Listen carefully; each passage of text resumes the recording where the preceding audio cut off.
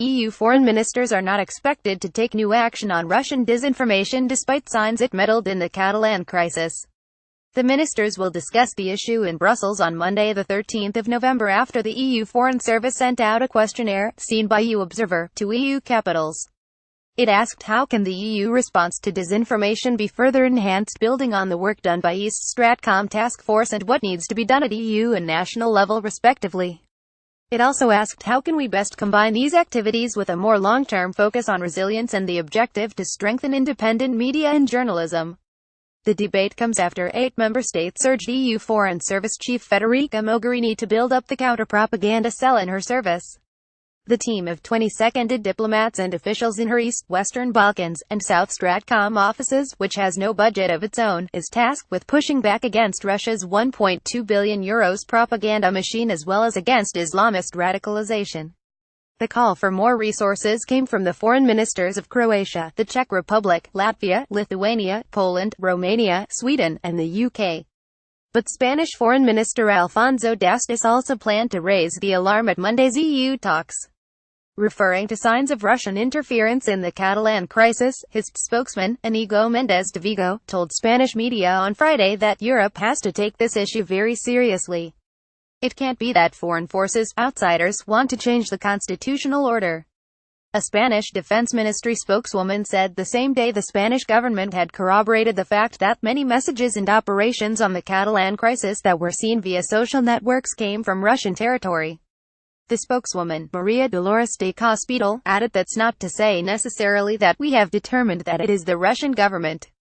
As such, we must act with extreme caution.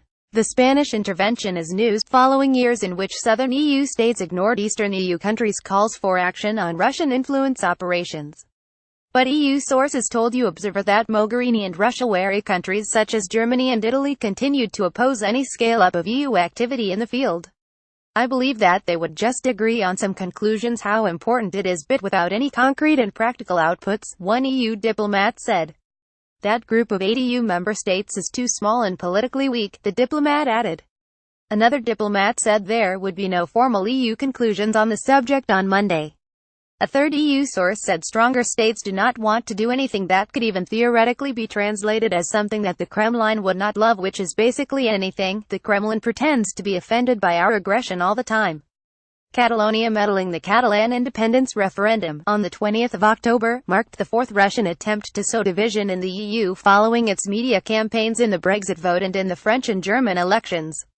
Mogherini's service found that Russian state media RT and Sputnik's Spanish-language services boosted coverage of the crisis from about 4 stories per week to more than 200 in the run-up to the vote. Some of these were designed to legitimize Russia-controlled secessionist entities in Ukraine by comparing them to Catalonia, but many others were designed to delegitimize the Spanish government and to inflame tensions in Spain. According to analysis carried out by the Atlantic Council, a U.S. think tank, RT's coverage was more balanced than that of Sputnik, which was biased and inaccurate, such as a story on the 21st of September saying that the Balearic Islands had also called for independence from Spain. Sputnik also gave a big platform to Julian Assange, a Kremlin-linked anti-Western leak who campaigned for Catalan secession. The Atlantic Council found that pro-Kremlin Twitter accounts, including automated accounts, promoted anti-Spanish content. One of Assange's tweets, calling for international support for Catalonia's self-determination, was being retweeted 66 times per second just 1 minute after he had posted it. Other Russian state media, such as Channel One, Vesti, and Izvestia, as well as Kremlin-linked websites Russia News Now and Newsfront, also circulated fake and inflammatory content. Izvestia's story on the 17th of September falsely said Spanish had been designated as a foreign language in Crimea schools. An Izvestia article on the 28th of September said Catalonia was to recognize Russia's annexation of Crimea from Ukraine. RT Tactics, the EU source cited above, told EU Observer the fact that RT, Russia's main foreign propaganda outlet, had provided balanced coverage may have been tactical. The Kremlin might have thought that going too aggressively against the central government in Spain might harm some RU interests there, or it might have been an effort by RT to win new readers who are annoyed by the too polarized reporting of Spanish and Catalonian outlets, the source said. The EU source said that any future votes in Europe would likely face similar Russian media attacks. If your aim is to divide and weaken the West, you simply wait for these opportunities, the EU source said. Whenever there is a similarly dividing topic, I would think it would be wise to expect that such a risk is there, the source added.